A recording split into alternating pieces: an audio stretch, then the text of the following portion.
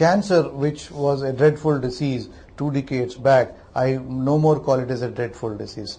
Of late, with the advent of the technology and the cancer, anti-cancer agents and treatment what is available in the present time, you are able to cure in a cross section around 70 to 80% of the patients.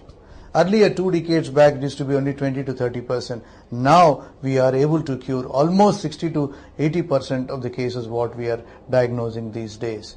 In other words, the technology in the radiation oncology, the anti-cancer drugs which are available, the targeted treatment what you call these days, which are going to target only the cancer cells, and the amount of surgical changes what are happening now, in the sense that earlier we used to take out the entire affected part of the body which is developed cancer. Now we don't do anymore. We just do a resection of that particular part of the body which has developed cancer, and the rest of the body would be taken care by radiation therapy and chemotherapy. That is called organ and function preservation, in the sense that you develop a tumor in the upper arm, for example, you're going to resect only the tumor part and you're not going to take out the entire arm or the limb. Similarly, the lower limb or upper limb, wherever you develop a bone cancer or a soft tissue sarcoma or a muscle cancer,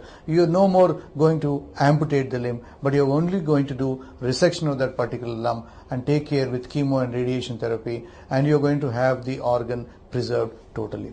For example, a breast cancer.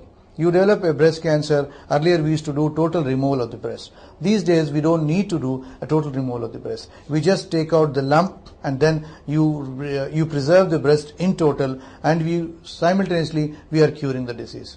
So we are not compromising on the quantity of life in terms of curative. We are definitely curing and simultaneously preserving majority of the organs in the body. Cancer is mainly dealt by surgery, radiation therapy and chemotherapy.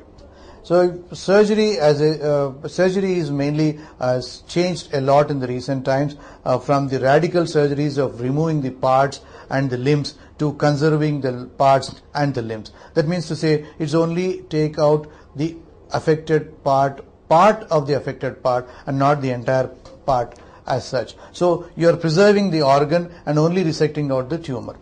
Now the chemotherapy is the second type of modality of treatment, where you use anti-cancer agents to deal with the cancer cells in the body. These chemotherapy drugs will not allow the cells grow from one part of the body to other parts of the body. That means to say it does not allow the tumor to spread. These are anti-cancer agents. 90% of these drugs are given intravenously, that means through the veins, by way of infusions or by adding it into saline or dextrose, and these agents get into the blood circulation and they attack the cancer cells wherever they are in the body.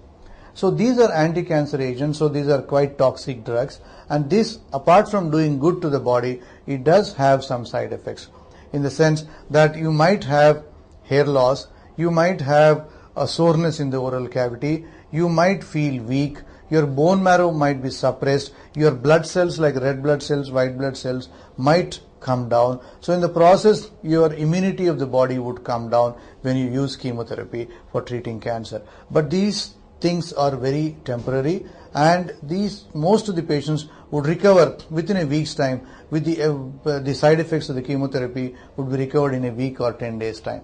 And subsequently, normally these chemotherapies are done every 3 weeks, that means every 21 days. So when you give chemotherapy to a patient, it might be a day, it might be 2 days or 5 days, and subsequently patient will feel weak for a week, and subsequently he is expected to recover. It takes another 2 weeks for him to recover, and third week again he goes for the second cycle. Normally chemotherapy is given for 4 to 6 cycles at every 21-day interval. There has been phenomenal changes in the radiation therapy treatment. Earlier, patients used to have a lot of side effects and ill effects of radiation therapy with the poor technology.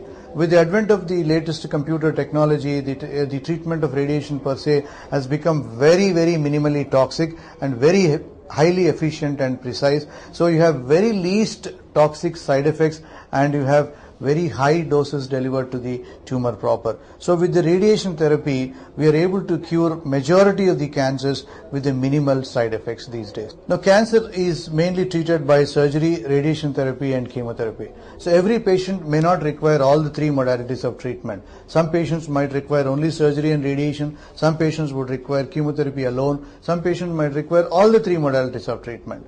In that situation, how the patient has to decide what could be the best option and what could be the way he should go about, whether surgery has to be first or chemotherapy has to be first or radiation has to be first. So for that, ideally, there is a board called a tumor board where you have three modalities of doctors sitting together, or the three specialists like radiation oncologist, medical oncologist, surgical oncologist, all sitting together and deciding the mode of treatment or examining the patient combinedly and coming to a consensus and telling you what is truly scientific without a bias of individual specialty.